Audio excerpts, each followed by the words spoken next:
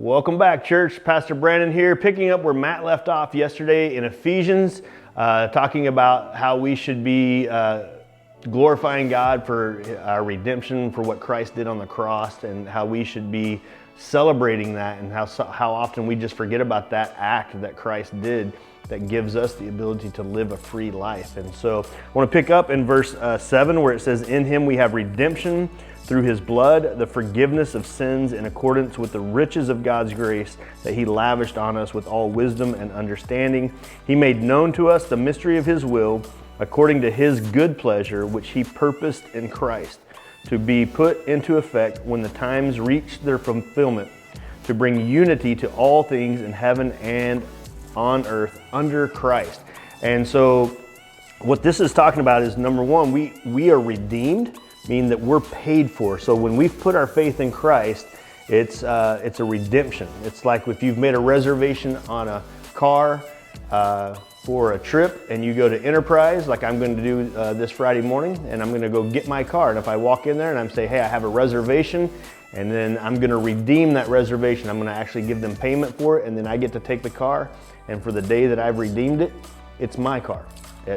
Whatever happens to it is my responsibility, all of that. It's my car, it's my life. And so Christ redeemed us in that way, that we're his. And the great thing about Christ's redemption, it's not just for a day, it's for all eternity. And what this redemption does for us, it allows us to now live a holy and pleasing life with God, and a life full of purpose, like Matt talked about yesterday. Like when we get it right, which is rare for me, but when we do get it right, man, it's the most fulfilling days, or the most fulfilling acts of my life. Like I really feel like I'm in sync with God when I'm living for his purposes.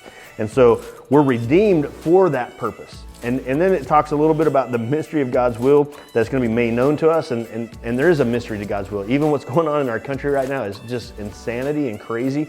But God has a will that's working its way through that.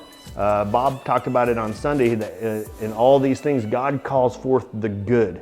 And so I'm excited, hopefully excited, to see how God's going to take this situation and work it for his good and his glory, and how we get to participate with him in that. And I think as this passage ends that I was reading, it says to bring unity to all things in heaven and on earth under Christ. The church is the first place where reconciliation can happen. The church is I think, in our world, is really the only place that we can bring unity. And that's been my prayer, is that in the church, not Tulare First Baptist Church, but the church in America and the church in the world, that within that body, we can be unified together here on earth, and later we're all going to be in unity in heaven under Christ. So that's my prayer, and we're going to pick up with that tomorrow, and we're going to keep talking about that a little bit. See you tomorrow, church.